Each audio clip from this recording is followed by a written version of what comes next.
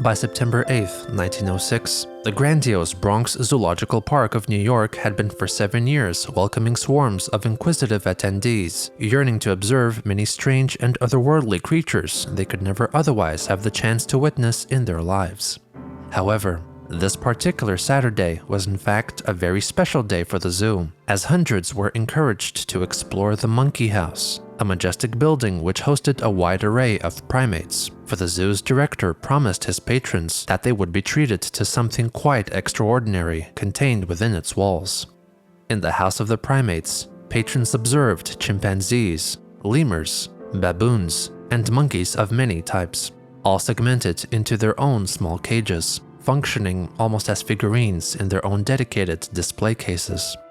Toward the end of the indoor exhibit, there was a larger cage for an orangutan named Dohong, though Dohong was notably not in his enclosure. Instead, there stood a subject which made the attendees feel conflicting emotions. Some were amused, some were repulsed, some felt that the display made them feel uneasy. Some asked themselves whether what they were seeing was a missing link between man and ape. But this was no mysterious ape-like creature.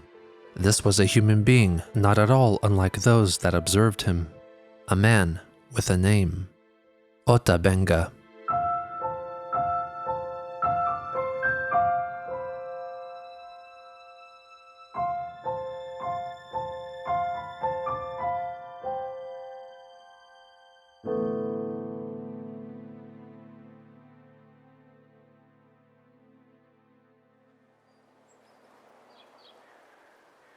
There is little known about Ota Benga's life outside of his tumultuous time in the States, and what information that exists is oft conflictory, as most of the information either came from sensationalist journalists or a certain man of ill repute and mental health, who will be addressed later on.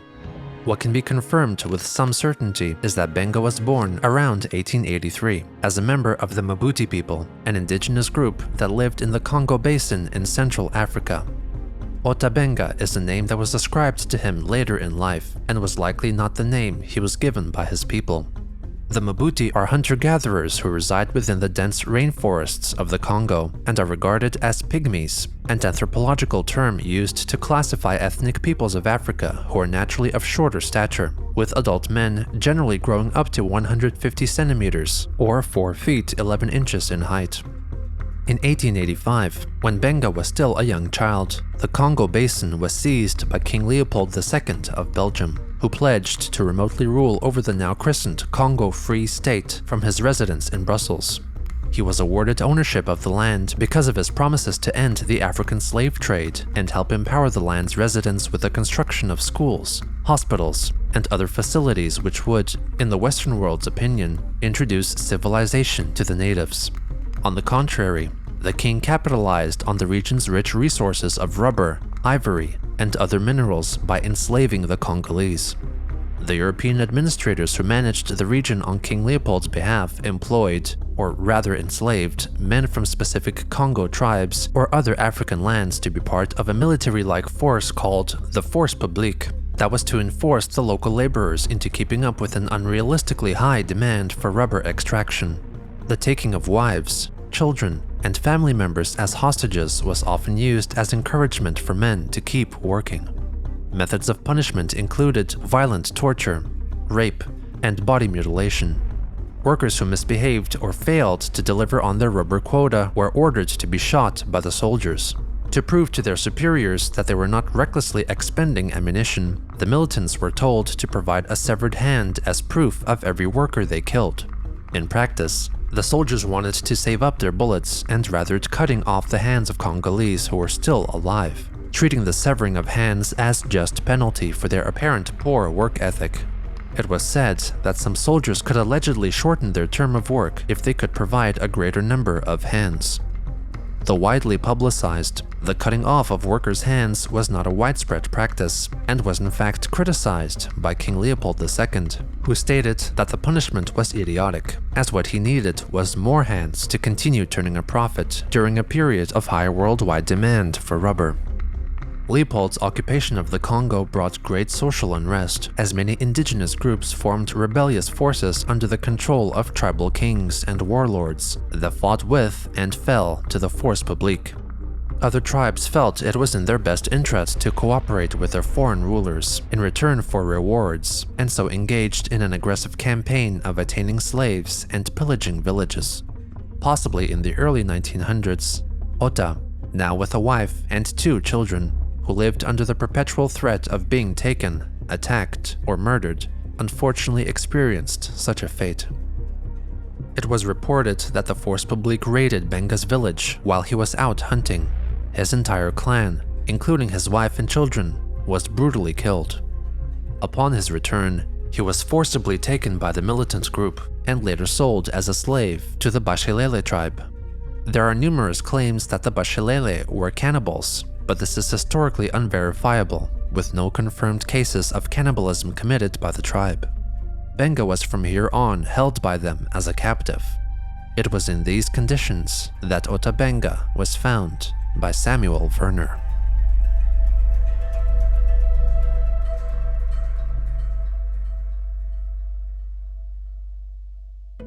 The Louisiana Purchase Exposition was planned to be an expansive exhibition exhibiting advancements in science and awareness of the world.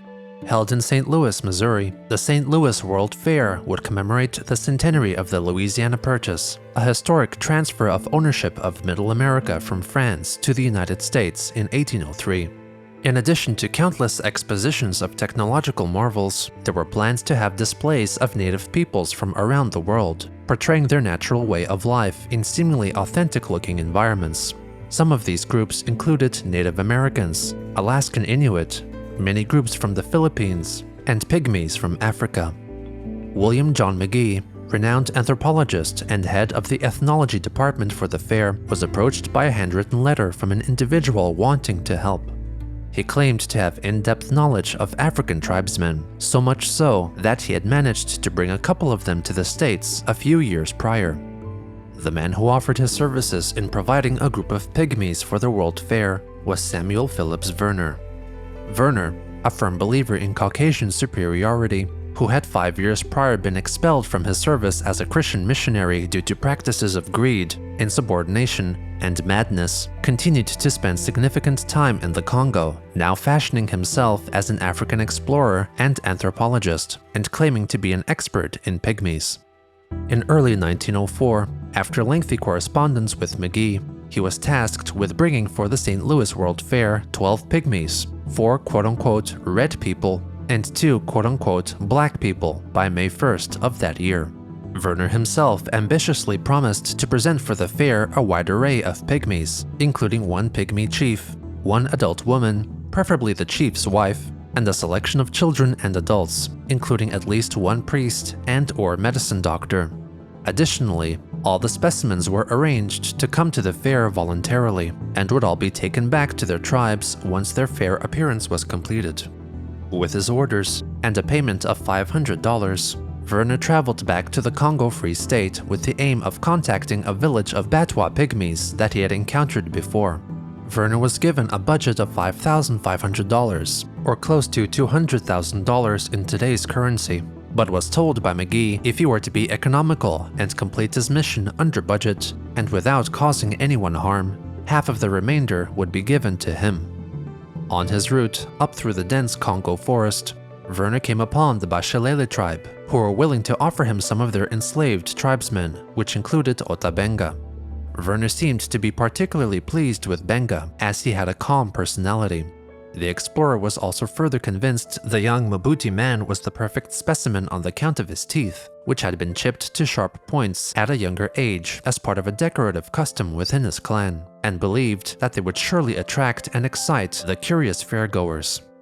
Verner allegedly purchased Benga from the Bashilele for some bags of salt and, depending on the source, a bolt of cloth or a spool of brass wire.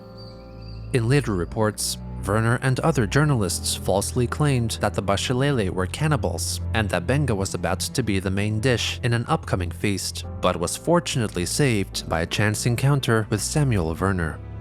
Also, depending on the source, Verner conflictingly claimed that Benga's tribe was destroyed by the Bashilele, while on other occasions he stated that Benga was peacefully obtained after striking a deal with the chief of his tribe. Verner throughout his life recounted his acquisition of Benga via at least 6 different scenarios. Regardless of Verner's obfuscation and sensationalism of Ota Benga's acquisition, what is known with more certainty is that Ota was found during a period of great personal uncertainty and peril, who possibly felt that any other place would have been better than where he found himself. Benga then traveled on with Verner to the anthropologist's intended destination, the Batwa tribe, which would take them a few weeks to reach. During their trek, Samuel Verner conversed in length with Ota, having taught himself several of the local languages, and during their travels established a positive rapport with the Mbuti man. Verner also had in his party one John Kondola, a Congolese who was one of the 2 Batatela boys who had been brought to America by Verner 5 years before, and now served as a valet and translator for the expedition. Another was African-American missionary Alonzo Edmiston. With company like this, it is perceivable that Ota saw the white anthropologist as a trustworthy ally that he could count on to deliver him from the evil so persistent in the Congo, which, at this point, was still a secret to the outside world. Benga was the Batetela word for hunter, so it is possible that Kondola had given him that moniker as a worthy attribute of his character. When the party reached the Batwa, the Pygmies were initially not interested in hearing Verner's proposal, expressing their distrust of the white man. King Leopold's reign proved to be merciless, leaving the people of the Congo with little hope for a future of any kind, and the men Verner encountered were gravely hesitant in leaving their clans and their families, who may come under threat when they themselves traveled to an unknown, mysterious land. It was allegedly Ota who vouched for Verner, informing them that the white explorer had saved his life. Verner explained that anyone who agreed to travel with him would only stay in America for around 8 months, and then be sent back to their homes. With presumably Ota and Kondola's help, 4 Batwa men agreed to come with Verner, signing written contracts with an X, and agreeing to be paid 1 pound of salt and some cloth per month. To fill up his quota, Verner then traveled around with his 5 pygmies and collected 3 more non-pygmy Africans, including the son of the king of the Kuba kingdom. All in all, Verner gathered only a total of 9 so-called volunteers, which included Kondola. He was likely told to join the St. Louis World Fair Exposition as Verner had gravely fallen short on his promises and was desperate to include more natives to fill up his quota, having failed to acquire any women, infants, or medicine men. The team eventually reached New Orleans, Louisiana, after a long journey by steamship on June 25th, nearly 2 months behind schedule. Verner was disembarked unconscious on a stretcher and was promptly brought to a sanitarium to treat his ailment, which, depending on the account, was either malaria, sleep sickness, or madness. This left Kondola, with the assistance of one Dr. J.A. Dorsey of the U.S. Geological Survey, to lead the African Exhibition to St. Louis, Missouri.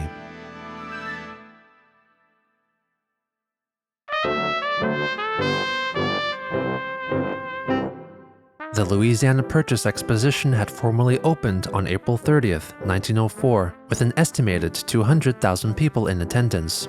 The 1,200-acre expo was the largest world fair to ever have taken place, containing over 1,500 buildings of varying grandiosity. Only one structure was designed to remain in use after the fair concluded its run, while the rest were to be either moved to a different location or in most cases completely demolished. Despite their majestic neoclassical design, inspired by ancient Greece and Rome, the various palaces dedicated to Western cultural advancements, like the Palace of Agriculture, Palace of Mines and Metallurgy, and Palace of Electricity, were all constructed with wooden frame supports and an artificial rock-like substance called staff, comprised of plaster of Paris and hemp fibers. Historically, the exposition led to the popularization of many contributions to culture and technology, which are still being used today. The Transportation Palace contained a substantial exhibit of personal automobiles and motor cars, which were still a novel concept at the time. Only a year after the Wright brothers successfully created the first heavier-than-air piloted craft to fly, The fair helped increase awareness of air travel with an airship contest featuring an international collective of inventor competitors. An X-ray machine was also publicly showcased for the first time at the fair. Another invention put on display was the telautograph, which could transmit handwritten messages over long distances via electrical signal, a predecessor of fax machines. The prominent observation and radio telegraph tower built by the American DeForest Wireless Telegraph Company transmitted telegraph messages wirelessly. The company would soon be the forerunner in wireless transmission of sound through radio waves. Beyond these, and showcases of developments in manufacturing, a selection of foods are said to have been brought to national and international popularity because of their inclusion at the fair, which included ice cream cones, hamburgers and hot dogs, cotton candy, puffed wheat cereal, and the carbonated drink brand Dr. Pepper. 43 of the then 45 United States showcased all they had to offer within buildings that were said to be suitably emblematically designed. Over 50 countries and regions also participated at the fair, given similar treatment of having their culture on display in specially built pavilions. These included Canada, Mexico, Jerusalem, Ceylon, China, Japan, and Belgium. By this time, the outside world was just beginning to hear confirmation of the news of King Leopold II's heinous treatment of the Congolese. So to start off the fair with a good first impression, the Belgian minister who opened his nation's pavilion hosted a free luncheon for 300 orphaned girls from St. Louis. Adjacent to the main festival hall and surrounding palaces, the Pike was a mile-long street packed with spectacular amusements which offered a whimsical respite from the often serious matter-of-factly presentations of the rest of the fair. Some of these attractions included The Creation, a fun indoor recreation of the tumultuous first 6 days of Earth based on the Book of Genesis, a presentation from beautiful Jim Key, the educated horse that could spell words and solve math problems, a funhouse called the Temple of Myrrh, which contained mazes of mirrors, among other things, and Hagenbeck's Animal Show, which featured an eclectic mix of exotic animals on display. Some could do performances, such as elephants that would go down a water slide and splash into a pool, and others were simply to be observed, such as lions and tigers sharing a single cage. Cultures from all over the world could also be met at the Pike as well, like in the mock Tyrolean Alps village, the Irish village, the mysterious Asia attraction that held performances from contortionists and dancer troupes of various Asian regions, and the Streets of Cairo section, which staged sword fights and camel-ridden processions. The Department of Anthropology, administrated by William McGee, set up an array of indigenous communities that were to demonstrate their ways of living while residing on compartmentalized sections dedicated to their communities. The goal of the Anthropology Village was to exhibit the supposed progress of civilization to fair attendees, presenting the native groups as primitive. The presenting of tribal peoples enclosed within a human zoo of sorts was in fact a common feature in world fairs for 30 years. Both the 1878 and 1889 Paris World Fairs, for example, featured native villages exhibited in purpose-built pavilions. Back in St. Louis, the largest native installation was the Philippine Village, displaying 1,102 Filipinos as a way for the United States to boast about the recent acquisition of the Philippines in the aftermath of the Spanish-American War. A not insignificant number of Filipinos froze to death while in a train boxcar on their way to the fair, and others died during their stay, who were promptly taken away by staff from public viewing. Their loved ones and fellow villagers then performed their mourning rites without access to the bodies, as the oblivious fairgoers observed, assuming it was just another of the many scheduled group performances of dubious authenticity that they were told to do. Other smaller presentations of the Anthropology Village included the Ainu of northern Japan and a large conglomerate of Native American tribes, such as Chippewa, Sioux, Pawnee, and Kickapoo. Placed right next to the Native American installations were the Pygmies and African tribesmen, touted as the lowest rung on the ladder of civilization. Their fenced enclosure contained pre-prepared tents in which they were to live, and were accompanied by some other animals they had brought with them, such as parrots and monkeys. A late arrival to the Exposition, the media were greatly excited to see these mythical pygmies, perhaps imagining the pygmies of Greek mythology as first described by Homer.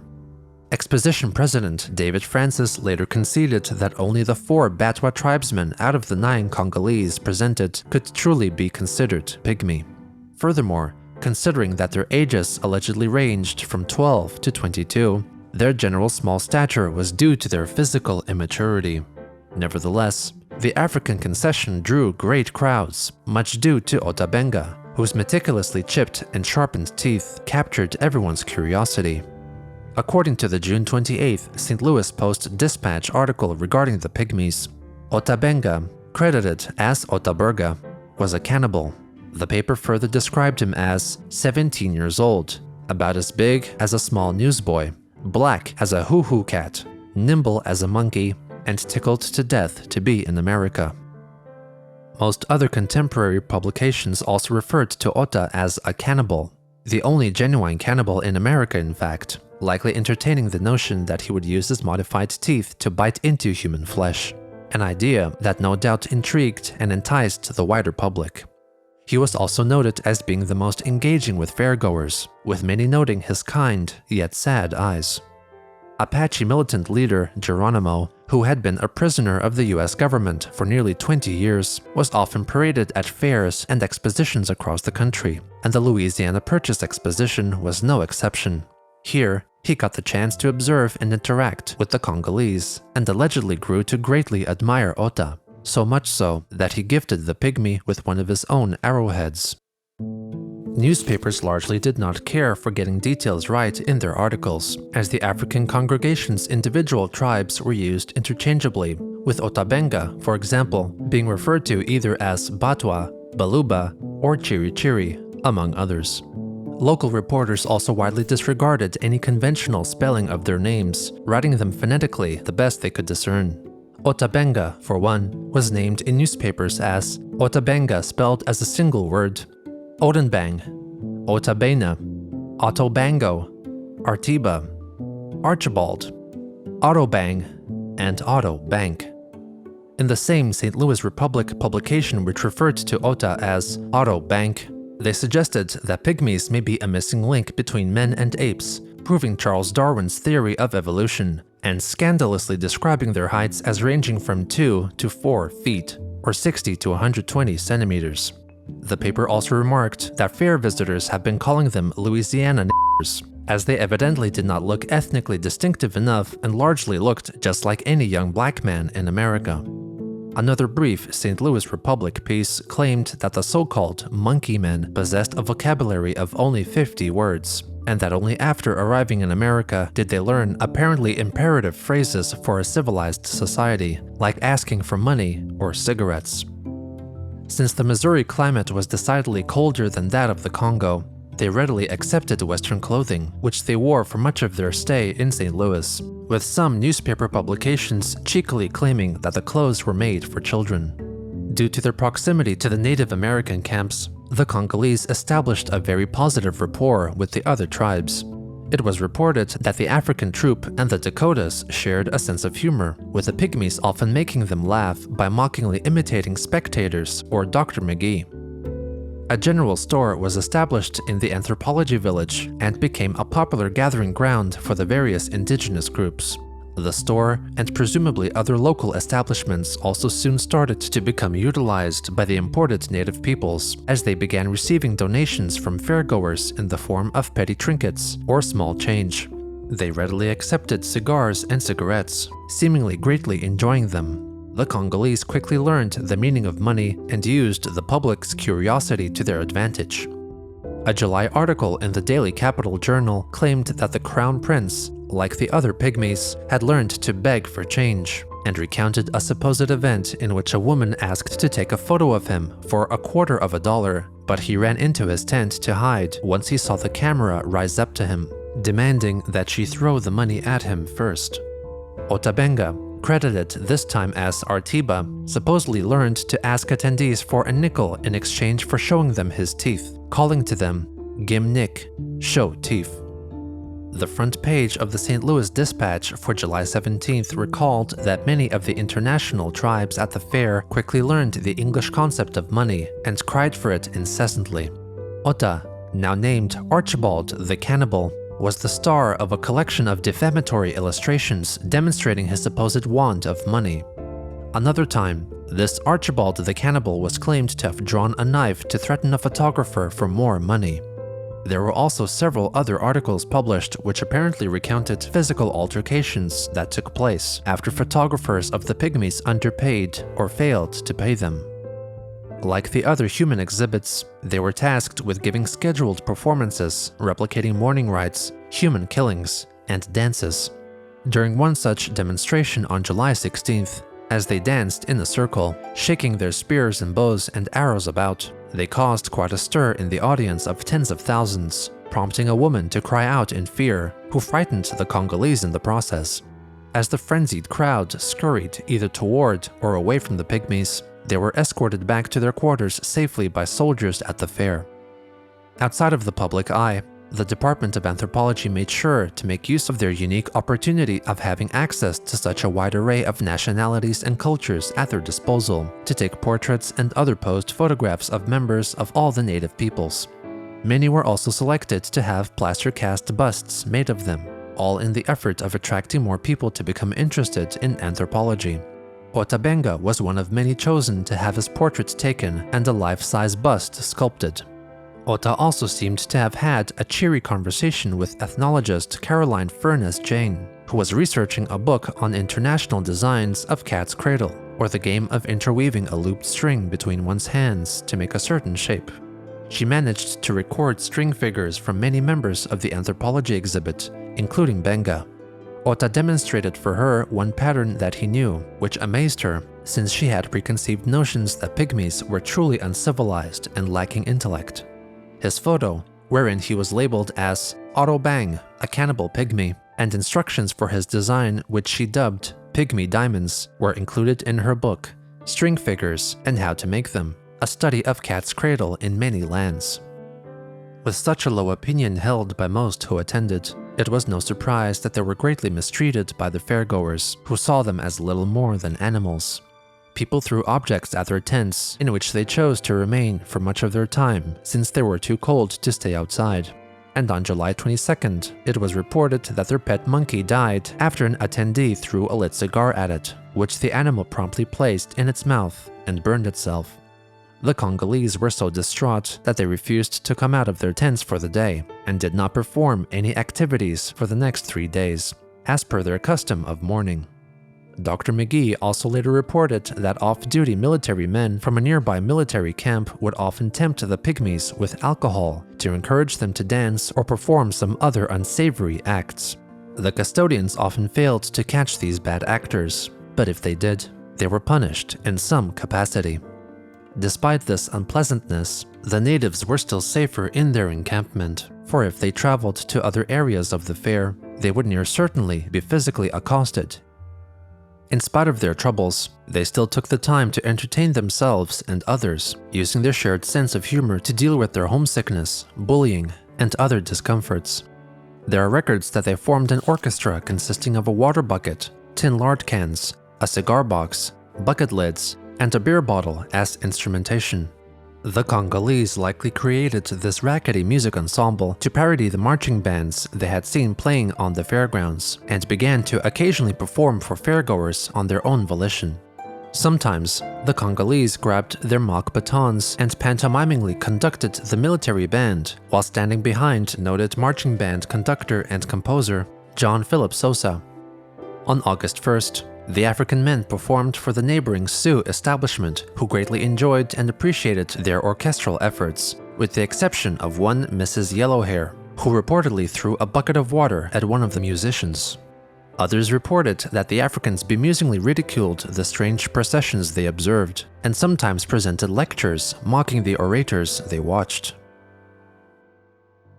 Samuel Verner made his first appearance at the fair on August 5th, and observed that his Pygmies and the other Congolese tribesmen sat huddled around a campfire, cold and miserable. They were wearing Western clothing, such as jackets and coats that were of course ethnographically inauthentic, much to the annoyance of Dr. McGee. They also possessed blankets donated to them by some Native Americans. By this point, the African congregation had expressed their dissatisfaction with their living quarters and set out to begin building wooden huts on their grounds. They made some protest at having to construct housing themselves, since this was the duty of women in their culture. They used materials they had brought with them from the Congo, but extra wood was taken from the adjacent forest. Upon observing their construction efforts, McGee determined that their houses looked too well made and did not align with the stereotypical shoddy workmanship his audiences associated with the tribes of Africa, so he requested that the Congolese make their new living quarters more flimsily. But the heavy rains that soon followed prompted them to reconstruct their huts again to higher specifications, and even had rudimentary fireplaces installed. From his arrival till the closing of the fair, Verner stayed with his African purchases, delivering presentations about the tribesmen's histories, customs, and culture. He argued with claims that they were linguistically inept, highlighting that they all could speak several languages, which was necessary for their system of bartering. However, Verner did concede that the languages were quite simplistic compared to the likes of English. He added an air of mystique for the audiences, explaining their traditions of hunting with bows and poisoned arrows, and alleged practices of cannibalism, while also highlighting that there was still very little known about the Pygmies and other tribes residing in the heart of Africa. The former missionary, with the help of his African congregation, also regaled the common folk with heroic tales of his exploits in the Congo. As the months progressed, the natives learned to embrace Western cuisine, with numerous newspapers reporting that the Pygmies and Igorote tribesmen from the Philippines had outgrown their alleged want of dog. On October 5th, the Savannah Morning News explained that one Governor Hunt, possibly referring to Idaho Governor Frank Hunt, had presented to Ota Benga, here named Odenbang, a fox terrier breed dog. The reportage carelessly attributed the one called Odenbang as a member of the Igorotes, who told his interpreter, Kondola, that he did not want to eat the dog because he had no one to share him with, and grew fond of him. It was then reported that he wanted to bring the dog back with him to the Philippines. Whenever they had free time, many groups from the anthropology village enjoyed excursions either through the fairgrounds or sometimes even stepping outside the fair. The Ainu of northern Japan, for example, liked to visit a nearby church. Many of the Native American tribes liked to view the Wild West show on the Pike every Saturday, and the African tribes preferred to stroll through a nearby forest, perhaps to alleviate their feelings of alienation. In the last months of their stay, there were reports the Congolese were interested in bringing back with them Western inventions to help them hunt. They seemingly sought to purchase the Baldwin airship displayed at the fair, which they apparently claimed would aid them in hunting elephants. Another newspaper reported that they were gifted 21 steel traps to catch the aforementioned elephants on their hunts. As the weather cooled, Geronimo and most of the Native American tribes decided to depart St. Louis, leaving much of the camps and houses empty by November. From November onwards, the African concession resided within the anthropology building's anthropometry laboratory, which had ceased operations some time before, for they could no longer bear the cold and rain. The St. Louis Exposition's closing ceremony took place on December 1st, 1904. On that final crisp night, the immense crowds enjoyed an impressive firework display that illuminated the entire sky. And exactly at the strike of midnight, President Francis of the Expo took to the controls of the power for the entire site, and the lights gradually faded until no more electricity ran through the buildings, no more water flowed through the fountains, and the site fell into a cold, dark silence.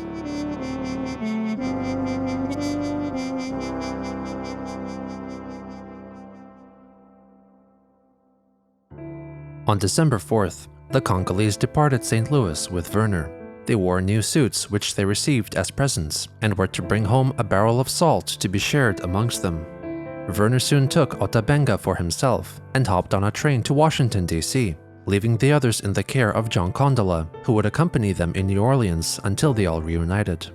At the capital, Verner received a concession of land in the Congo as a reward from the Belgian ambassador for not reporting on the suffering of the people at the hands of the Belgian king. Afterwards, Sam and Otto went to North Carolina to pay a visit to Verner's family. When they reunited with the others in New Orleans, they found that the other Congolese had all contracted chickenpox and had to stay in quarantine for 2 months. Verner and Ota purportedly cavorted around New Orleans, taking in the magical sights and sounds the richly cultured and complex city had to offer, and Benga reporting on what he experienced to the other Congolese through a closed door. When they were all physically reunited, their troubles were still far from over. They experienced further delays, including missing their ship to the Congo from Santa Cruz to Tenerife, leaving them to wait there for 2 more weeks. Letter correspondences between Verner and McGee revealed that McGee apparently rejected his requests for additional funding, leaving Verner to pay for part of the trip with his own finances.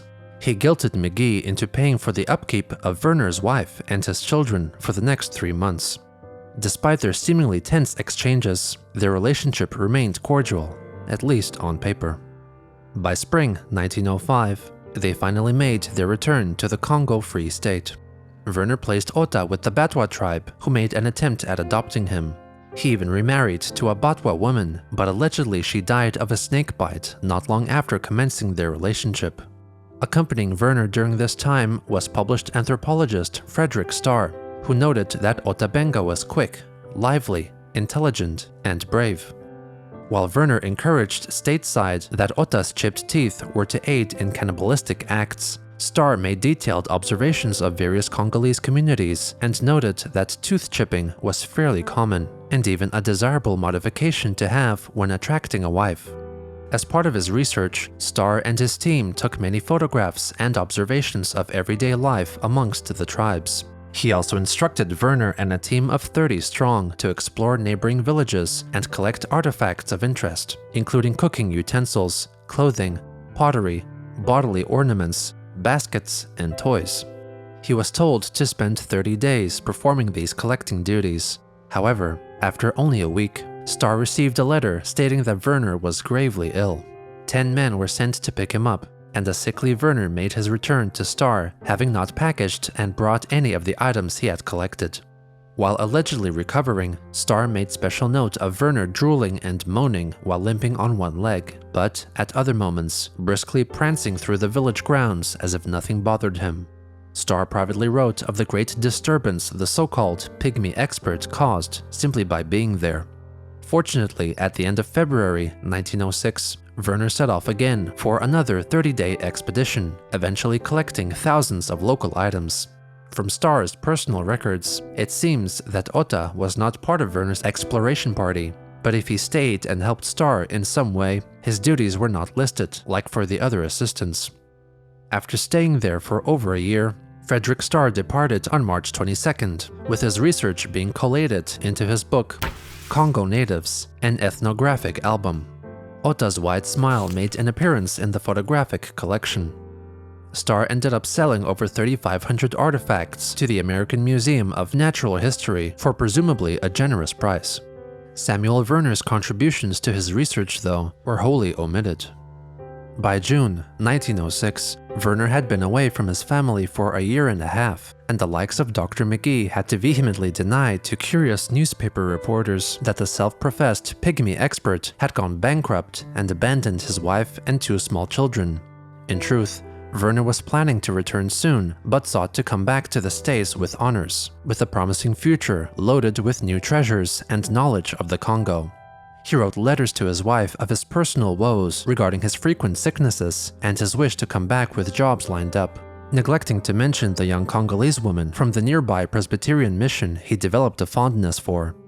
As he was priming to embark on his return trip, he would later claim that Ota Benga asked to come back with him. Sometimes, Verner claimed Ota had threatened to drown himself in the river if he were not taken back. Other times, he said he feared for Ota's future there, so thought it best to bring him back to the States. It of course cannot be confirmed whether Benga joined Verner by choice or by coercion, but given what is known regarding his surroundings, namely the complete loss of his own tribe, the loss of his new wife, and an ever-present risk of being captured or killed, it is not out of the realm of possibility that he considered going back to America as preferable.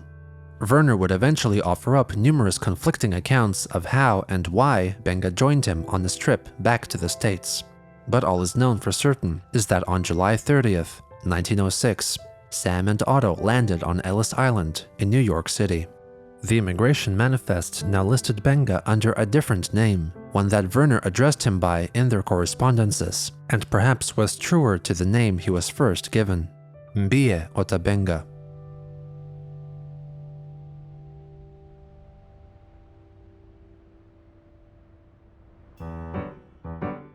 In their first week after returning to America, Verner set up a meeting with Herman C. Bumpus, the director of the American Museum of Natural History. Originally quite dismissive of the explorer, Bumpus had declined a meeting 2 years prior, but now, with Verner at the museum's doorstep, another rejection would have been an awkward task to carry out. The museum director's first impression of Samuel Verner was one of a queer fellow, but he was beguiled with a generous selection of material from the Congo Free State that Verner was eager to sell to the museum. The two soon made the arrangement that Bumpus would accept some items for his museum exhibits, and Verner would then head on to the Shaw Museum in St. Louis to pass off some more ethnological goods. In the meantime, Verner left his Pygmy accomplice and 2 chimpanzees brought from Africa in the care of the American Museum of Natural History. Bumpus allowed Ota to stay in a guest room at the museum, but Verner suggested the director could take him home if he wanted closer study. Verner noted that while Benga was quite cleanly, he ought not be spoiled. While on his trip, Verner wrote to Bumpus requesting that he be employed by the museum for 1 month by offering lectures and explaining the artifacts he had brought with him, in addition to showcasing the 2 chimpanzees that accompanied him. Verner even decided that he be paid $175 for 1 month, or the equivalent of over $6,000 in 2025. Verner stated that his proposed salary was fair. He also attached a promissory note and instructions to deposit the money into his bank account, ideally in advance. Bumpus was quite taken aback by his tenacity, especially considering that the two had shared only a single conversation which lasted mere minutes. Bumpus reached out to the director of the Smithsonian Ethnology Department, Walter Hoff, for a recommendation, who had received a surplus of goods from Verner in 1899. Hoff expressed his great satisfaction and confidence in Verner's character, but did make a note that he had a record of institutionalization due to insanity. On August 10th, Bumpus rejected Verner's offer via telegram.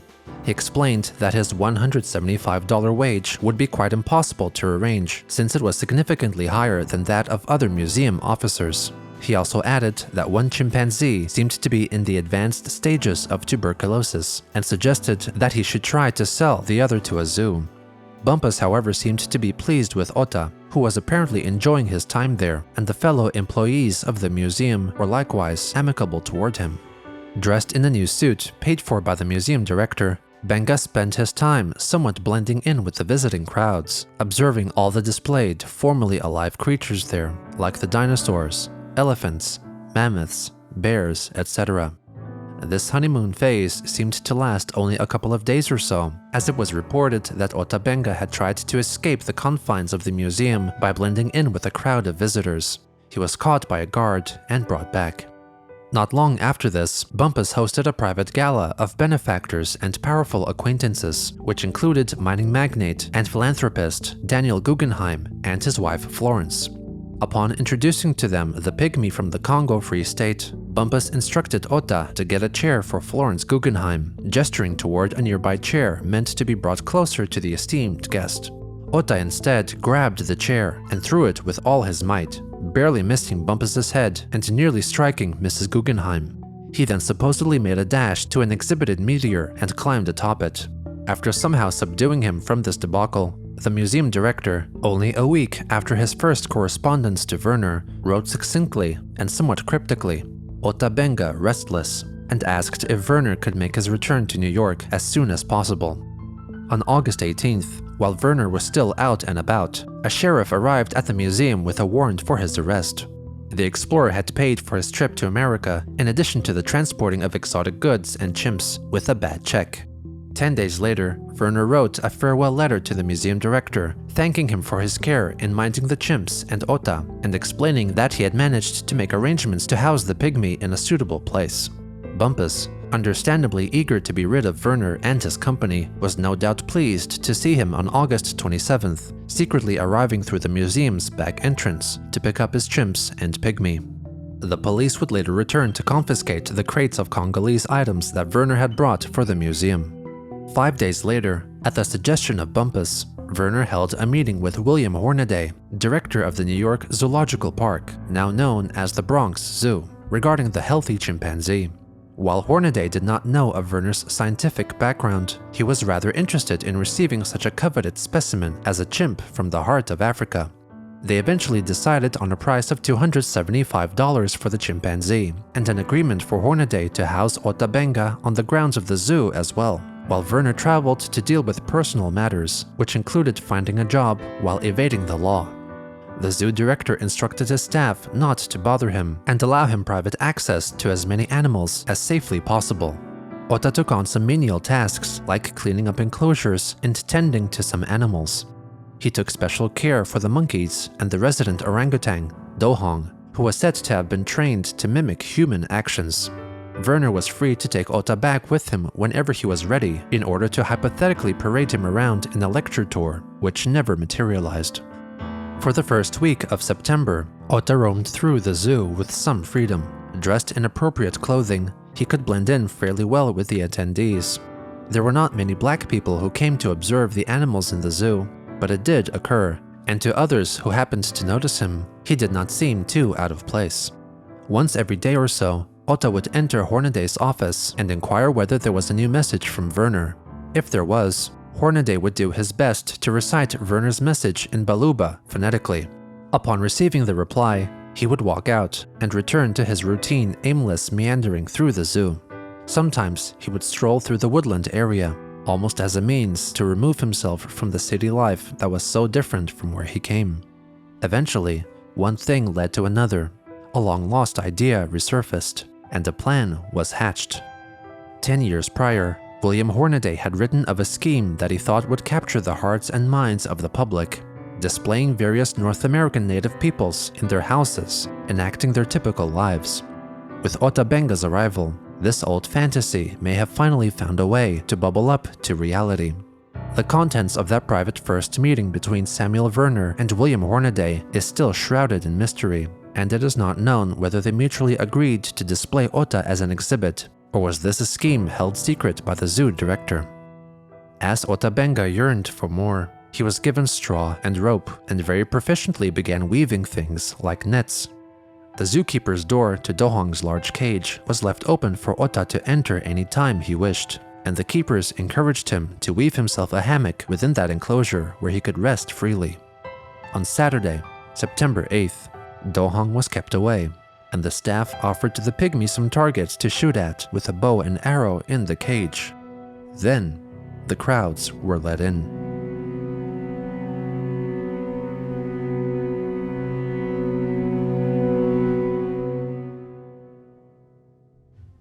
Attendance at the zoo would regularly wane with the colder weather of autumn, but Hornaday made good use of his resident Pygmy to try and keep those numbers up. On that Saturday, attendees of the Bronx Zoo were encouraged to visit the monkey house for that very special attraction. Ota himself remained fairly calm and as inconspicuous as possible. He was reportedly wearing white trousers and a khaki coat, though did not wear any shoes. He would spend his time there by weaving mats and caps, then would pick up his bow and arrow and hit some targets, all while well-dressed men, women, and children stared at him from behind the bars of his cage. One German woman was quoted asking in her mother tongue, "Is it a man?" Others expressed their discomfort at the display, but all at the same time had difficulty in pulling their gaze away. At some points of the afternoon, upwards of 500 people would crowd around to observe a man in a cage. All of a sudden, he found himself in a similar situation like at the World Fair, forced to act out a characteristic simulacrum of his daily life as envisioned by his handlers. It is hard to say whether the cigars and rocks of St. Louis or the swarms of inquisitive eyes of New York stung harder. Throughout the day, he was helplessly trapped in the cage, waiting for the zookeepers to open up the door behind him, which would lead him into a private shared chamber away from the public.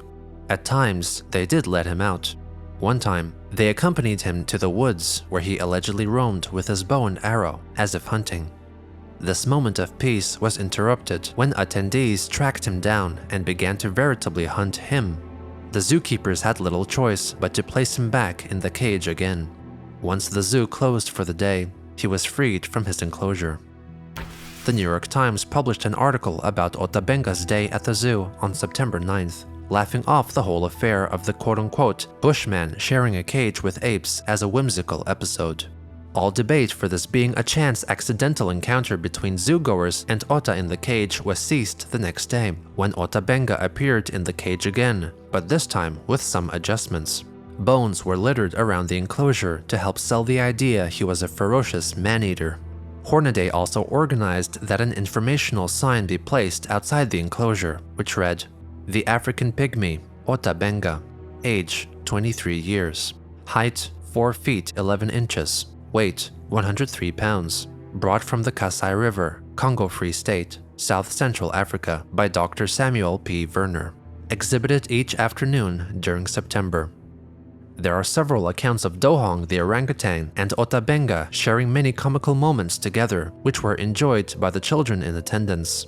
Some papers bemusedly stated that Benga was not much taller than Dohong. Proponents of Darwin's theory of evolution thought it was an informative educational display. As Sunday admissions were free, the crowds were all the more plentiful, and the caged African pygmy was by far the most popular attraction at the zoo. A small number of people were understandably very much against it. African-American Reverend James H. Gordon led the protest against Bronx Zoo and Ota Benga's mistreatment. He was quoted as stating, "We are frank enough to say we do not like this exhibition of one of our race with the monkeys. Our race, we think, is depressed enough without exhibiting one of us with the apes. We think we are worthy of being considered human beings with souls." White Baptist preacher Robert S. MacArthur quickly joined Gordon and stood by him. On September 10th, clergymen representing the Colored Baptist Ministers Conference led by Reverend Gordon arrived at the zoo and found Ota not where he was advertised, but in a different cage, together with Dohong. They apparently had trouble establishing communication. They also made note of the sign describing him, which enraged the congregation. Gordon publicly declared that the Howard Colored Orphan Asylum in Brooklyn, for which he served as superintendent, could easily take care of him. If there were difficulties, the Reverend proclaimed that he would take Ota himself into his own home.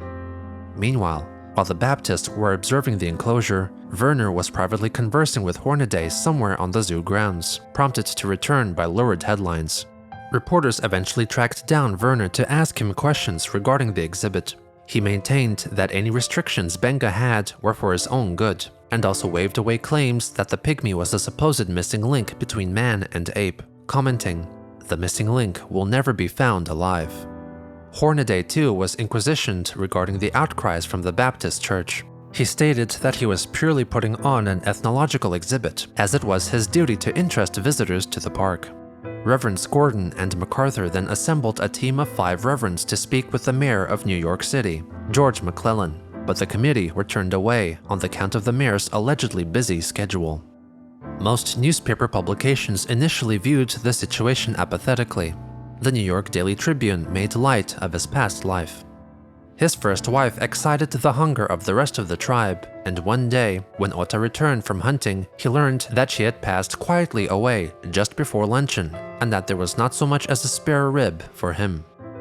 Other publications made remarks pointing at the black clergy for causing a ruckus, without whom there would not have been much of a scandal regarding the pygmy in Bronx Zoo. The Montgomery Advisor commented, "The higher class of have no cause to resent the low grade of the pygmy or to complain at his associate in captivity. They appear to harmonize nicely, and the of this land would do better to study them and learn from them. Taking one view of it, they will see what they once were, and should feel thankful that they have made such a wonderful advance from Benga to an educated in America. Taking the other view, they can see what they might have gone back to, but for the elevating influences of white civilization. Either way, they have no just cause of complaint, and should rather enjoy the show than grow angry about it." An editor for the New York Times delivered a similar sentiment. "We do not quite understand all the emotion which others are expressing in the matter. It is absurd to make moan over the imagined humiliation and degradation he is suffering. The Pygmies are very low in the human scale, and the suggestion that Benga should be in a school instead of a cage ignores the high probability that school would be a place from which he could draw no advantage whatever. The idea that men are all much alike except as they have had or lacked opportunities for getting an education out of books is now far out of date. William Hornaday defended the decision to keep Benga in the cage, proudly announcing that he had one of the best rooms among the primates and was keeping happy. Hornaday vowed to keep Ota at the zoo throughout September like advertised, or until ordered to cease by the Zoological Society, which was headed by eugenics advocate Henry Osborne, who happened to support the show. Nevertheless, after this increased media attention, the sign marking Ota Benga's cage was quietly removed, with no record of it remaining apart from its transcription seen in various publications. Likewise, after that Monday, Ota was never again displayed in the cage in the monkey house. He was still to remain a resident of the Bronx Zoo at large, and his keepers made use of him by having him pose for a small series of official photographs, together with a chimpanzee that was brought with him from the Congo. 5 photos of Ota Benga from the zoo are known to exist, and due to the scarcity of personal photography, there are no photos of him inside the cage or in the public spaces of the zoo. Since the zoo's extensive archiving system had no place for humans on display, this set of photos were cataloged under primates and chimpanzees, with Ota officially serving as a handler for the chimp. During the days he spent walking through the public area of the zoo, he was always surrounded by gawkers. Once he was reportedly asked how he liked America. Ota was quoted as allegedly replying, "Me no like America, me like St. Louis." Now, out of the cage, Ota Benga was at the mercy of the public. Though guards probably remained nearby keeping watch, every day was spent being constantly hounded by people so confoundingly and intently curious about someone who was so much like them, hurling at him statements and questions he could barely understand, prodding him as if to see if he would react like they expected. On September 16th, Ota was reportedly cornered by a crowd after repeated poking, tripping, and taunting. He lashed out and tried to strike some of the assaulting attendees, but was pulled back by staff and sent back to the monkey house. While some prodded, others donated. He was known to have been a fan of sodas and had in fact been seen drinking one while still residing in the monkey house cage. One day, he was seen bouncing a rubber ball while attempting to play a harmonica. He seemed to make good use of the instrument as later, in Hornaday's office, as the zoo director had to handle phone calls from critics like Reverend Gordon, Ota would intermittently blast harmonica noises into his face. Perhaps this was his revenge for Hornaday keeping him at the zoo. On September 17th, Hornaday wrote to Verner, "I regret to say that Ota Benga had become quite unmanageable. He has been so fully exploited in the newspapers and so much in the public eye, it is quite inadvisable for us to punish him. For should we do so, we would immediately be accused of cruelty, coercion, etc., etc. I am sure you will appreciate this point." Hornaday complained that the boy does quite as he pleases and it is utterly impossible to control him, and expressed his wish to have the Pygmy taken away. By this point, Hornaday was coming to terms that keeping Ota Benga in the zoo caused more trouble than he was worth, so he contacted Reverend Gordon to allow him to take Benga away to his orphanage. However, the zoo director dictated the caveat that Samuel Verner had permission to take Ota into his own custody whenever he so specified. It was here that Gordon called off the deal, for he saw the African explorer as wholly unfit to take care of the Pygmy. September 24th saw the most significant confrontation between Ota and others to date.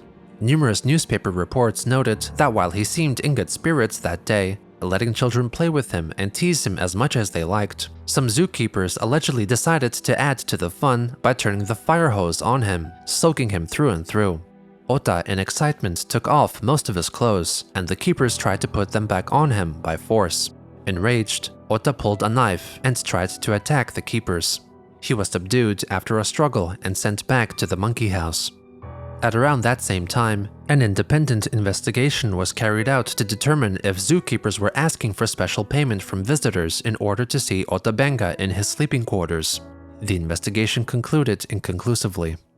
With Ota now receiving international attention, Hornaday took to distancing himself from the ruckus by informing London's The Sketch Weekly Journal that Ota Benga had only been seen in the monkey cage 3 times, and each time he entered on his own volition, giving no credence whatsoever to any supposed pygmy exhibit.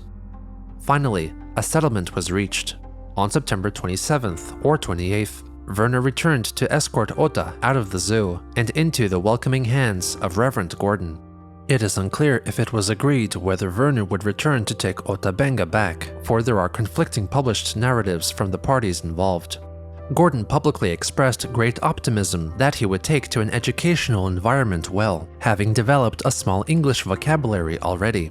To quench concerns that a quote-unquote cannibal could harm the children at the orphanage, the Reverend reassured the public that he would be housed away from the children and dine with the cooks.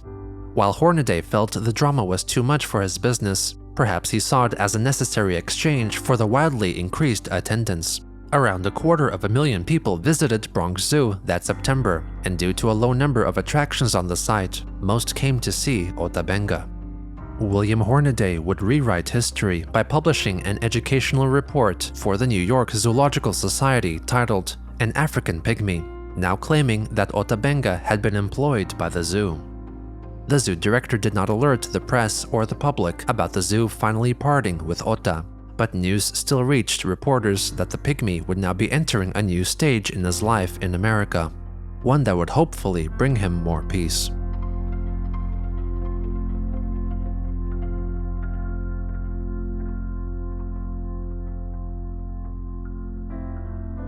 In the final days of September 1906, Ota Benga, of around 23 years of age, became a colored orphan in the eyes of the world.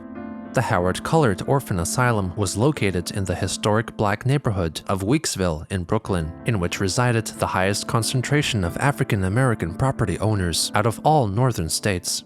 To the best of their abilities, Gordon and the other administrators were positive they could accommodate the former zoo resident and try their best to teach him the English language and how to become a productive member of the community. He was welcomed by an all-black staff of teachers, part-time nurses, and doctors, and 265 other orphans of varying ages, which put the comparatively cramped facilities under great stress. Superintendent Gordon envisioned a future in which Ota Benga would be later on sent to a seminary in the South to become fully cultured and educated in Christianity so that he could return to the Congo as a missionary and introduce the culture of a Christian society to his own people. Newspapers fairly accurately reported that Ota had his own room at the orphanage and could smoke whenever he pleased. The New York Tribune, though, dubiously reported that he demanded that Gordon allow him to marry one of the nurses working at the asylum, allegedly declaring, "Me got have wife. Hope you get me wife now all right." By the end of his first week there, Ota was purportedly enjoying escorted strolls around the neighborhood, hungrily absorbing all the sights, while smoking a pipe and greeting people with "Howdy do." On his first Sunday, Reverend Gordon took him to the local Fleet Street Memoriam African Methodist Episcopal Zion Church, where the Reverend performed his sermon. At its conclusion, he introduced the quote-unquote young African boy in his charge. On October 2nd, he attended a circus show at New York's Hippodrome Theater, where he applauded all the acts performed by a wide variety of trained animals, which included elephants and bears. After the show, he got a chance to go backstage and meet with the animals personally. The New York Tribune reported that during the event, Benga met up with Samuel Verner. Verner himself then had to write a letter to the editor to correct that claim, which was published on October 8th, saying he did not attend the Hippodrome performance. He also urged the reading public to not believe the stories concerning himself and Ota, whose amicable relationship was torn apart by the city's scientists and preachers. Verner expressed his wish to return Benga to the Congo if he survived the scientific scrutiny and closed his letter with, "I saved him from the pot, and he saved me from the poisoned darts, and we have been good friends for a long time. I beg New York not to spoil him." A couple of weeks later, Verner wrote to the Montgomery Advisor, now claiming quite outrageously that Ota Benga was never placed into the ape cage and that he was employed by the zoo, and would sometimes enter into the cage on his own accord to play with the monkeys. Any other published truth he dismissed as lies of sick newspapermen, scathingly wishing it had been someone else other than a pygmy that had been caged for a while. In the fall of 1906, Ota Benga spent one semester at the Virginia Theological Seminary and College in Lynchburg, Virginia, where he stayed in the residence of its president, Gregory W. Hayes, a gifted orator, together with his wife Mary and their 5 children. This was likely part of Reverend Gordon's plans to plant the missionarian seed in Ota. Unfortunately, President Hayes passed away on December 2nd, leading Benga to needing to return to the Howard Orphan Asylum for the time being. The influence the seminary had on Ota was significant, as his English skills had improved drastically.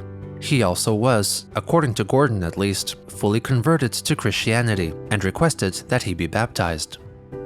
Meanwhile, having failed to find work in his field, the wannabe anthropologist Samuel Verner had settled in New York to become a ticket taker working night shifts for the subway. This earned him $50 per week, enabling him to send the bulk of it back home to support his family. In early 1907, Samuel Verner was blessed with a new employment opportunity back in the Congo Free State as an employee of the newly established American Congo Company. At this point, the terrible means in which King Leopold II ruled the land were finally being made public, and many politicians the world over urged the King of Belgium to surrender the Congo. Nevertheless, the American Congo Company was established to extract rubber after researching the most efficient methods of doing so, and King Leopold was said to have received 50% of the profits.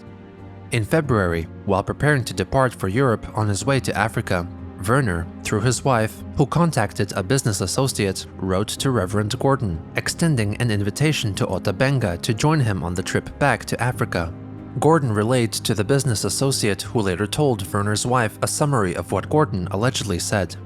Ota Benga has expressed a desire to stay in this country, and that as Gordon considers him capable of judging for himself what is best, he thinks that his wishes in regard to the matter should be complied with. I told him that Dr. Verner felt responsible for him, as he was the means of his coming here, and that I would like to hear from Ota Benga himself to this effect. He said that he would have Ota Benga write me a letter, which I will forward either to you or to Dr. Verner. The letter Ota allegedly wrote is thought to be lost. News of the Pygmy of Bronx Zoo refusing to return to his homeland was printed in the papers throughout March. Many claimed that Benga declined to return until he became a qualified missionary.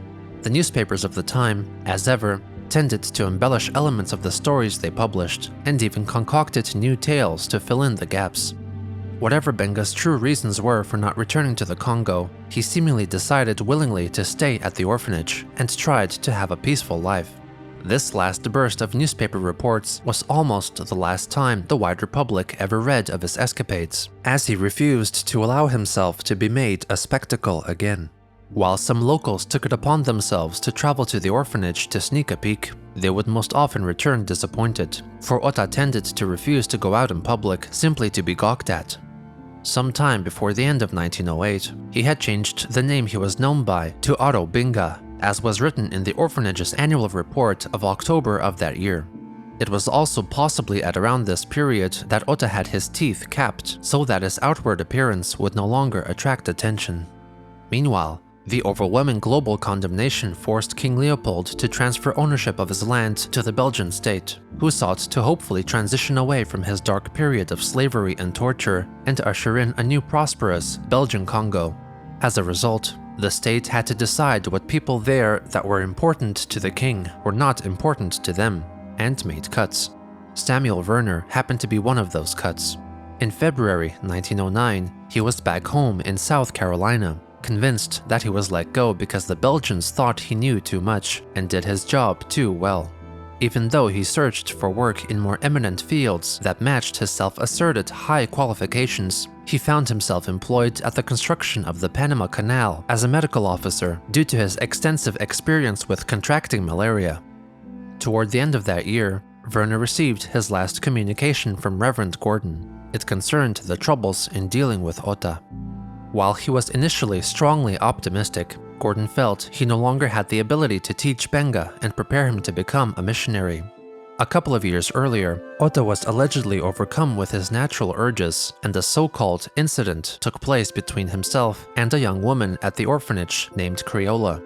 It was primarily because of this reason that he was transferred to a recently purchased property by the Howard Colored Orphan Asylum, a large farmhouse in St. James Village on Long Island.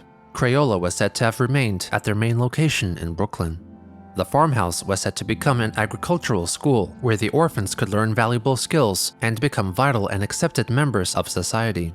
Ota and the oldest orphan boys were sent to the St. James farm, where they studied for half a day and then worked for the other half. The boys were paid $8 to $10 per month for their services, mostly on farmlands.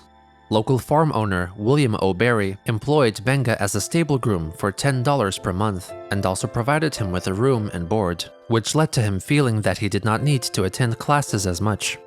The farm owner encouraged Benga to save up all of his money in his own bank account, and it seemed that Benga might have been planning on buying his own fare to go back to the Congo. After some time working for O'Berry, Ota stopped coming to the orphanage altogether. O'Berry was a very prosperous farmer, and his property was undoubtedly in comfort and luxury far more desirable than the facilities at the Howard farmhouse. The asylum had been dealing with increasing overcrowding, and both of their locations lacked proper funding for renovation and maintenance. The conditions led to a handful of orphans at the St. James farm to leave and face life on their own. Benga was one of these individuals. He only returned for special local events hosted by the orphanage, such as baseball games and barbecues. It was in these settings that the Reverend saw his dwindling influence on the Pygmy. He exhibited a relaxed, carefree spirit, while still remaining primed for seizing opportunities to momentarily fulfill his wants and bring himself amusement. The orphans in his presence looked up to his attitude, his intemperate free will inspiring their lost souls. Gordon confided in Verner that given Benga's age, around 25 at this time, he could not force the young man to attend classes and learn anymore. Ota's nature went against the regulated education and career-focused institution Gordon was trying to forge, and forced him to concede that it would be for the better if Ota did not reside in his care. The Reverend could not control Ota, and Ota could not be controlled.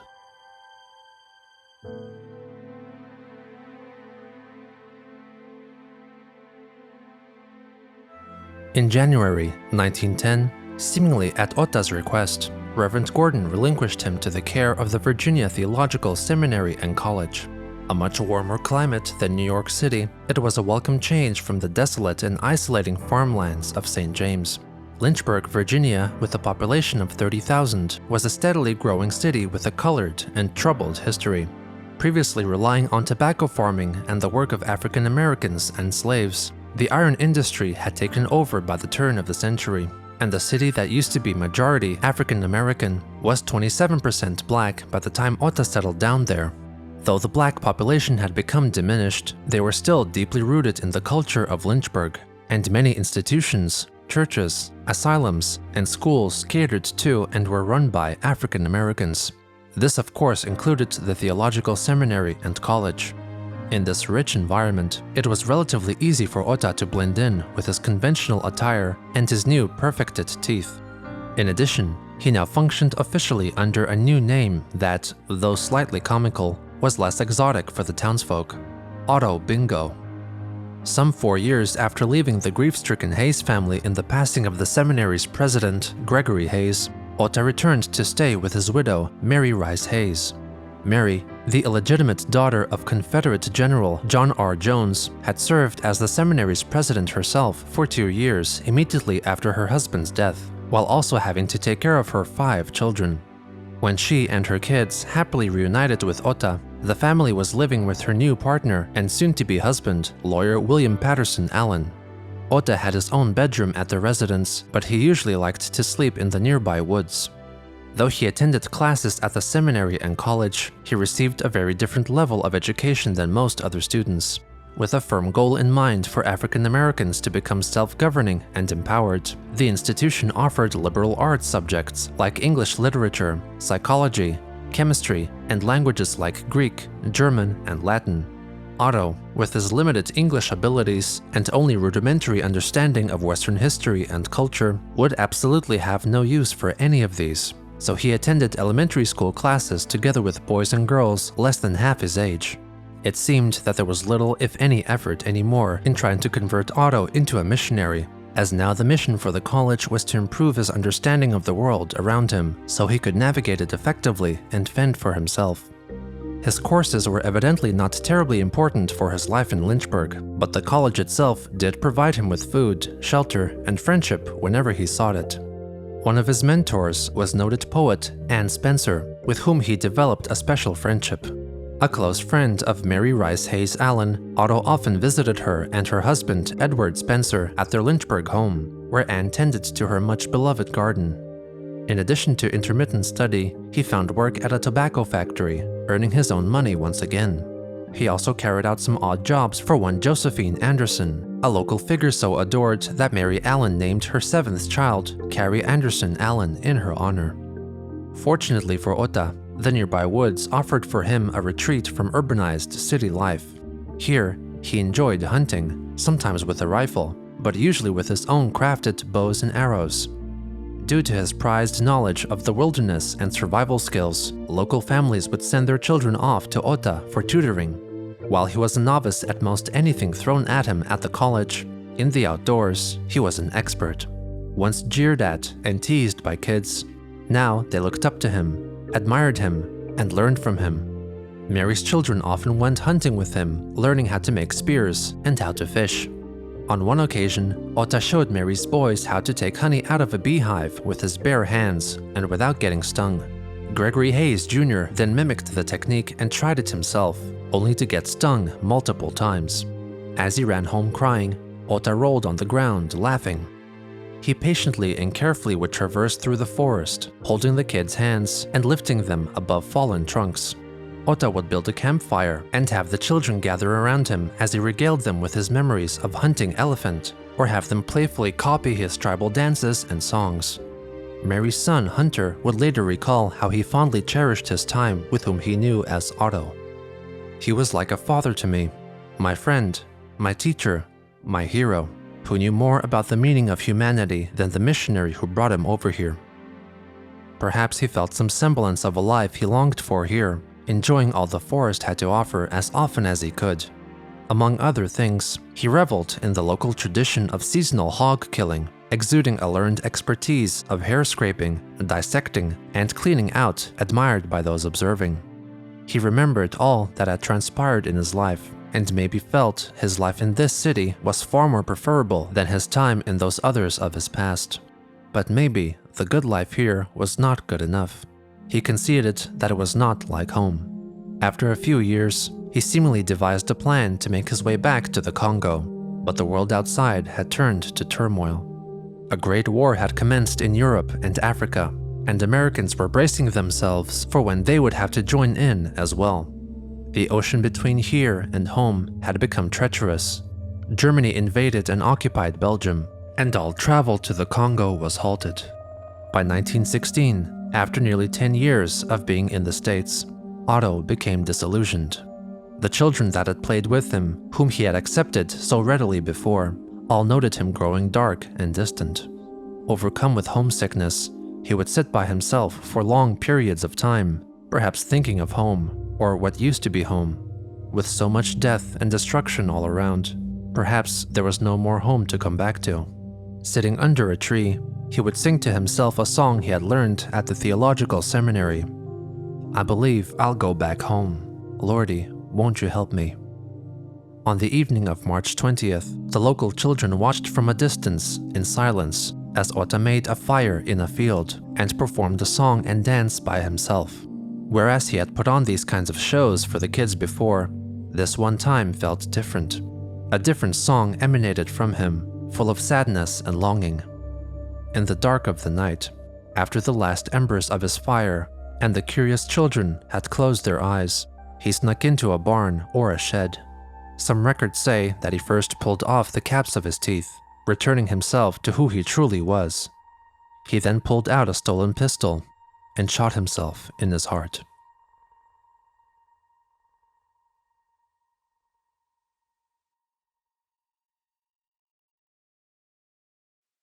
In the months that followed, News about Ota Benga's death trickled to the American public through a handful of newspaper articles. Many offered a brief recap of his perceived history and tried to make sense of why he would take his own life, such as his alleged inability to learn Western ways. The publications were in agreement, though, that he must have been very lonely, and that his alienation was the ultimate cause of his demise. As he had no family, his friends and host family of Lynchburg made sure that he would have a proper funeral. Ota's body was embalmed, and on March 22nd, a service was held at a Baptist church. Then, a black hearse brought his casket to the Old City Cemetery, where the records confirmed that one Ota Benga was laid to rest in the colored section in an unmarked grave. The news eventually reached Panama, and Verner had his thoughts printed in the July 1916 issue of the Zoological Society Bulletin. Here, he offered yet another account of how he and Ota first met. This time, it was the Belgian colonial army that had rescued Benga from the cannibalistic Bashilele tribe, who then sold the Pygmy to Verner. Verner then declared that Benga was an employee of the Bronx Zoological Park who fed the apes, making no mention whatever of his time in the cage.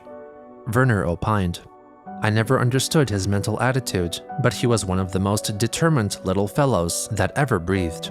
Possibly he was trying to prove all the time that he was not a pygmy, as that term, even in Africa, always conveys the idea of a difference from and inferiority to other people. I never addressed him as one. To me, he was very human, a brave, shrewd, even smart little man who preferred to match himself against civilization than be a slave to the Bashilele. All honor to him, even though he died in the attempt. I wish I had been near Ota Benga, with an opportunity to try to cheer up his spirit, but doubtless his friends there did all they could. He left Africa because he would not be a slave, and he preferred to die in America rather than endure a confinement against which his spirit rebelled. The chains of civilization still were chains to him. I never believed that the sort of education which seemed to be the standard today was suited to him, nor did I encourage that educational experiment. At the same time, I was not willing to combat his chance along that line, especially since his other friends sincerely believed it wise. Even had he gone back to Africa, he might have fared no better. His country is now torn by war, made by the white men among themselves, a war far more terrible than any of the Pygmies ever waged. Between the impossible conditions of Ota Benga's own land and those which he could not surmount in ours, the homeless Pygmy found no abiding place. Can we wonder that he gave up his life as an unsolvable problem? The July 16th edition of the New York Times published an article concerning Ota Benga's death, basing its content on Verner's Zoological Journal contribution. The publication reiterated Verner's claim that the Pygmy was a temporary employee of the zoo, and that his time in a monkey cage as part of an exhibit was but a wild rumor that had persisted ever since. This account neglected the fact that the New York Times themselves reported on Ota's stay in a cage many times. In their September 13, 1906 paper, for instance, the reporter confirmed that Ota was indeed in the cage, but made light of his predicament and stressed that the monkey cage in which he was being exhibited was quite spacious and in the open air. His former captor, or employer, William Hornaday, continued to demean Ota and assuage guilt by positing that Ota would rather die than work for a living. In William Bridges' 1974 publication, Gathering of Animals, An Unconventional History of the New York Zoological Society, the author keeps Ota's reasons for being at the zoo vague, showing there was a slight chance he was actually employed by the zoo, relying on Hornaday's own written accounts. Bridges insisted that the actions of the zoological park were done in the best intentions because Ota Benga was an interesting sight for zoogoers. For over 100 years, the Bronx Zoo made no mention of Ota Benga's exhibit, perhaps shying away from having to bring to light that shameful episode. In 2012, the monkey house, where Ota had been caged, was permanently closed due to its outdated layout that went against modern practices. And in 2020, 114 years after the fact, the Wildlife Conservation Society, which operated the Bronx Zoo, issued an apology for Ota Benga's mistreatment and its past promotion of eugenics. Even though some have requested that the zoo install some physical memorial to Benga, its administrators maintained that the best tribute to his life would be to continue their wildlife preservation efforts in the Congo. In recent decades, there have been a few published works that brought Ota Benga's life story to more attention. 1992 saw the release of the book Ota Benga, The Pygmy in the Zoo, co-written by Philip's Verner Bradford, Samuel Verner's grandson. He relied heavily on private family-held written materials from Verner himself and crafted a sometimes fictionalized account of his life in order to fill in the many blanks. Bradford strongly stressed that what Sam and Ota had between them was a friendship, but did highlight that his grandfather's own narrative was unstable. In 2012, a collection of poems written by Carrie Allen McRae, Mary Hayes Allen's second youngest child, was posthumously published regarding Ota Benga and the time he spent with her family. Though she was only 2.5 years old when he died and had no solid memories of him, she based her works on the tales told by her family, especially her older siblings. In 2015, author Pamela Newkirk published Spectacle: The Astonishing Life of Ota Benga, relying on more historical sources and data, and denying that Sam and Ota were friends. On September 16, 2017, the city of Lynchburg installed a memorial plaque in his honor near the home of the theological seminary president Gregory Hayes and across the street from the seminary and college, now known as the Virginia University of Lynchburg. Among those in attendance was Pamela Newkirk and a selection of representatives of the Democratic Republic of the Congo. September 16th had since been declared as Ota Benga Remembrance Day in Lynchburg, where yearly services take place in his memory. Ota's final resting place remains unmarked and not truly known, as the old city cemetery had been abandoned and lost for some time. But there are some markers that researchers believe to be his grave, and the International Ota Benga Memorial Committee aims to repatriate his remains to the Congo. Ota left no known written records of his experiences, and the bulk of his life story provided by Samuel Verner was innumerably altered and modified on his whim. Contemporary publications were most always twisted to suit the prejudices of the day, and if public perception shifted, so did the written history. Ota Benga was photographed at the St. Louis World Fair many times by numerous photographers, and the 5 photographs published by the New York Zoological Park are all the hard evidence of him ever being there. There are no existing photos or drawings of him outside of these brief periods of his life in America. The only known records of his time in Lynchburg are his burial record, death certificate, and funeral notice, which confirmed that he died from a self-inflicted pistol shot through his left breast. Today, the bust sculpted from his cast in St. Louis still sits at the American Museum of Natural History, with his life and identity reduced to the blanket inscription, Pygmy. Nothing else tangibly remains of this extraordinary man. But a human being is more than the footsteps in the dirt they leave behind, more than the letters they write, and more than the photos and doodles for which they pose. A life is a journey through joys and hardships that paper and celluloid can never faithfully capture.